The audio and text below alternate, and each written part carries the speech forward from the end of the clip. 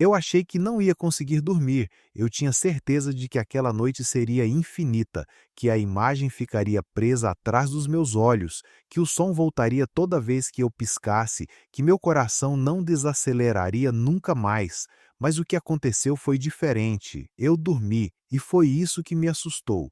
Porque eu sempre imaginei que depois de tirar uma vida, algo dentro de você quebraria de forma irreversível, que você sentiria uma dor física, que o corpo rejeitaria o descanso, mas o corpo não rejeitou, ele desligou.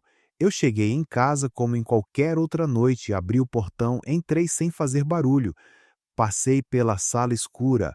A televisão ainda estava ligada em volume baixo, um programa qualquer, gente rindo. O contraste me deu náusea. Como o mundo podia continuar tão normal? Eu fui ao banheiro, lavei as mãos, fiquei olhando para a água escorrer. Eu sabia que não havia sangue ali, mas eu esfreguei mesmo assim, como se a memória pudesse sair pela pia. Quando me olhei no espelho, eu procurei alguma diferença, algo que denunciasse, mas o rosto era o mesmo, os olhos eram os mesmos, só havia um detalhe novo. Eu sabia do que era capaz. E isso muda a forma como você se enxerga. Deitei na cama, o teto parecia mais distante, o quarto parecia menor. Eu fechei os olhos esperando o caos, mas o que veio foi cansaço, um cansaço profundo, como se meu corpo tivesse corrido quilômetros. Adormeci, sem sonho, sem imagem, sem julgamento. Acordei 3 horas depois em pânico, não porque sonhei, mas porque percebi que tinha dormido. Como eu podia, como o meu corpo teve coragem de descansar sabendo que alguém não teria mais noite nenhuma? Fiquei sentado na cama, no escuro, escutando minha própria respiração. Ela estava estável, estável demais. Naquela madrugada eu entendi algo perigoso. O cérebro prioriza sobrevivência, não moral. Se ele perceber que a culpa vai te paralisar, ele silencia a culpa, ele adia. Na manhã seguinte, eu acordei antes do despertador. O sol entrando pela fresta da janela, barulho de carro na rua, vizinhos conversando. Era como se nada tivesse acontecido. Mas tinha, eu sabia, e isso criava uma distância invisível entre mim e o resto do mundo. Eu tomava café pensando: ontem alguém respirava, hoje não. E eu ainda estou aqui. Existe um peso estranho nessa comparação. Você começa a medir sua própria existência contra a ausência de outra. No segundo dia, o sono demorou mais, não por medo, mas por replay.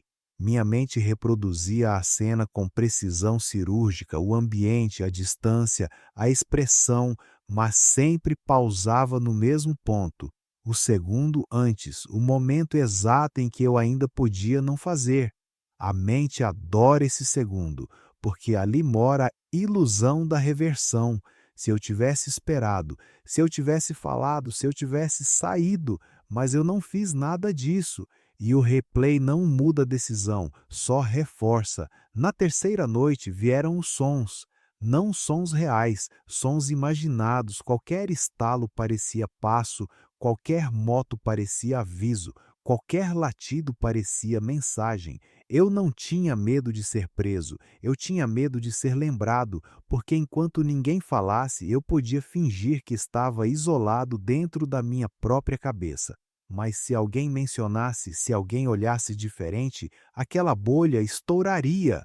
Dormir depois de matar não é um evento, é um processo. No começo você observa a si mesmo, você se testa. Será que eu sinto? Será que eu mudei? Será que isso vai me consumir? Depois de alguns dias, vem outra fase, a normalização. Você começa a funcionar, resolve coisas, sai, conversa, e o fato de estar funcionando é quase mais assustador do que o choque, porque significa que a mente já está reorganizando a narrativa, transformando o extraordinário em passado.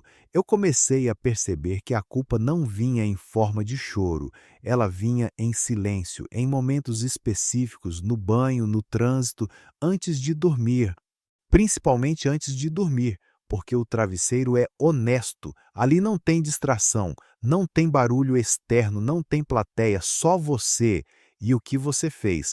Teve uma noite específica em que eu fiquei encarando o teto por horas, não porque a cena voltava, mas porque eu estava com medo de que ela parasse de voltar, medo de esquecer detalhes, medo de que aquilo se tornasse apenas um fato frio na minha biografia, porque enquanto dói, significa que ainda existe humanidade.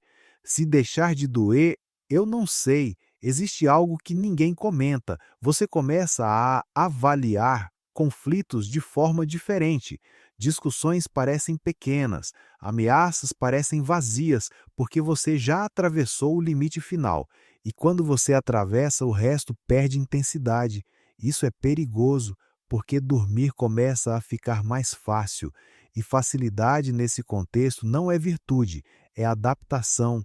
Eu ainda acordo às vezes no meio da noite, não suando, não gritando, só desperto, como se algo dentro de mim verificasse. Você lembra?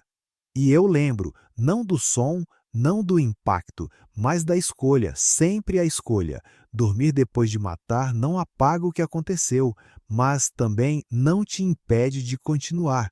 E talvez essa seja a parte mais difícil de aceitar, a capacidade humana de seguir em frente carregando algo irreversível.